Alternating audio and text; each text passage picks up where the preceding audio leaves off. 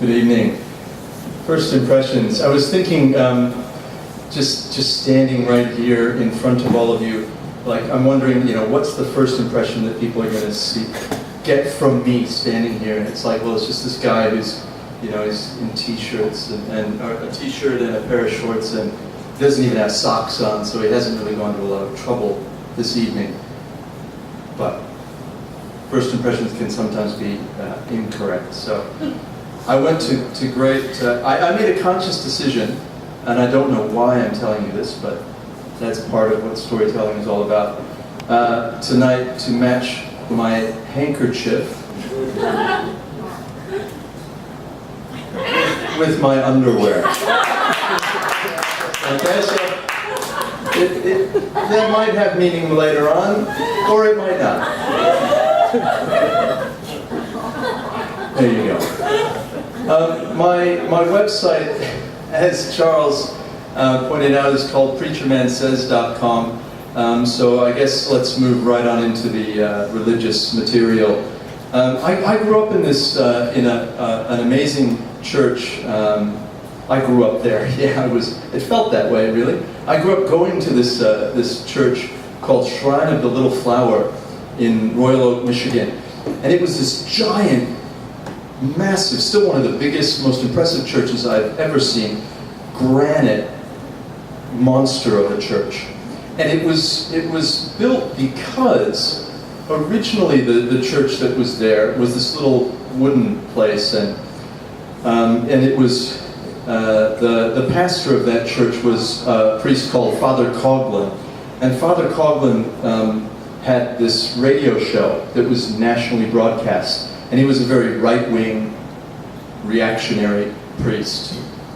And the KKK came and burned down his church. They burned down the church, so he said, I'm going to build a church they can't burn down.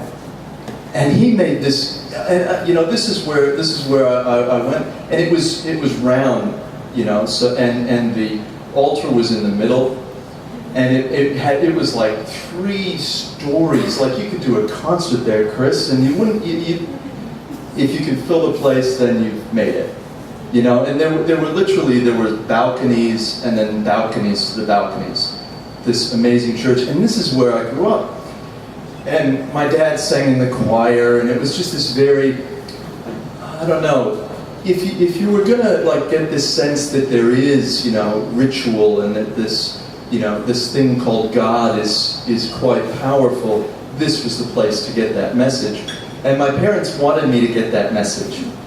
They were very, very into the church, and I remember the way that I got punished when I was a child, sharing so much with you, was that I was never really, I don't know, I would never remember getting hit or anything like that, but it was, go to your room, and when you realize you've been wrong, then you can come out. And it was just like, this sense of guilt, it was thick, it was really thick. So I grew up with guilt in this amazing church, and the church was this place where Shrine of the Little Flower it was named after Saint Therese, and her symbol is roses and rose petals. I can't remember why, but that's the way it goes. But Father Coughlin, on the feast day of this saint, so this is my first impressions of religion, he would put rose petals in the air conditioning system. And they would go, boom, turn it on, and it was just this, and the priest is sitting there, and it was like, it was like, actually, now that I think about it, it was like a boxing ring. Because it was like the altar was right there in the middle, and everybody around it, and it was just like, boom. Anyways, all these petals going, it was amazing. So this is where I grew up. So I had this profound, sense of something else. So here are some, I was thinking when Marcus was telling the story about the salt and the palm leaf, that maybe really what all that happened Like, I'm going to tell you about 3 miracles that I've had happen in my life. And maybe they're miracles, or maybe it's just the universe putting some salt and a palm leaf in my life and going, what do you make of that? And I'm going, well, there was rose petals and God, and it must have been him. So maybe that's it. But the first impression, first miracle.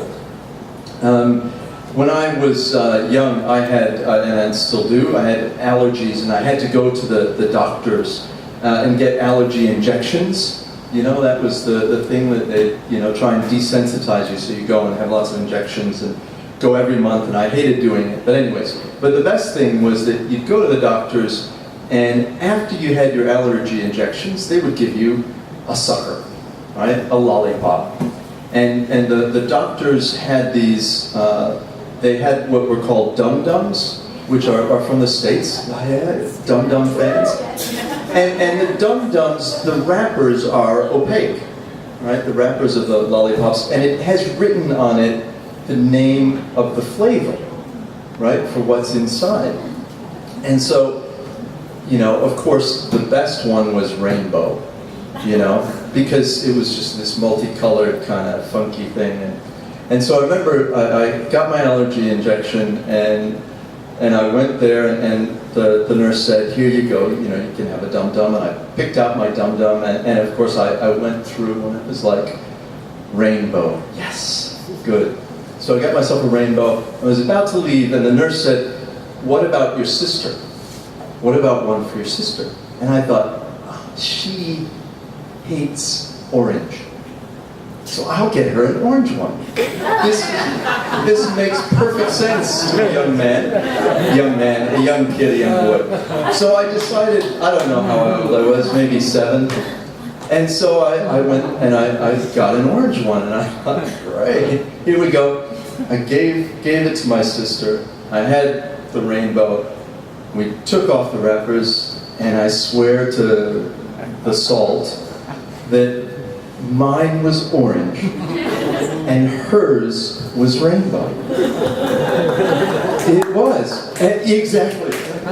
Is that it? Is that it? No, I think it's... Yeah. That's the one it is. Yeah, so it was just like, oh my goodness, oh my, something greater than myself. It's influencing my life. But I really had this feeling. I totally, I believed. I just thought, wow, all this stuff that they were talking about at church,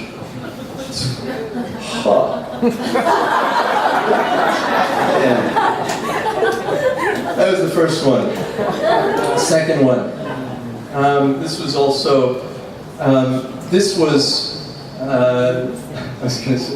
was my first impression of petty theft. My first impression of petty theft. I decided, I was a little bit older, and not much, but down at the corner drugstore, Baker's drugstore, I don't know, I wanted some chocolate. My parents wouldn't let me have some chocolate. And, I was little and no one was looking. So, and I saw they had these chunky chocolate bars, and it's like a little square of chocolate. It's not a whole chocolate bar, it's just it's like a little brick of chocolate. And I stole this. I stole this thing, and I knew that what I was doing was not a good thing. I should have stolen the bigger one, but I stole the little one, and I went out, and I swear it's like, what are you doing? I was not meant for a life of crime, obviously, or willful, wronging of others. But I ran out into the alleyway behind the place. I didn't go, I just went, and I went by the dumpsters, and by these dumpsters, and I'm like, so, I don't know, some crack addict or something. But I didn't even know there were crack addicts back. I don't think there were. I don't think it existed back then. But I went there, and I remember crouching down. Shall I crouch? Like this. See, was that a good crouch? That's the extent of my physical repartee tonight. So I crouched down and I unwrapped my chunky bar. And as I unfolded the last bit, it kind of went ka-ring, because I was so excited I went like this, and it went poof, and it jumped out of the wrapper, it shot out of the wrapper, and it fell down and landed in a puddle. It wasn't like it landed in this, on the gravel where I could do something about it. It landed in the puddle. And it was just like, again, and I got this connection thing happening, so I realized that this was another sign. So, yeah, chocolate or lollipops, it doesn't matter, it's all out there. And now we're going to go on to the last first impressions. That was my first time stealing confetti. My first time. My only time.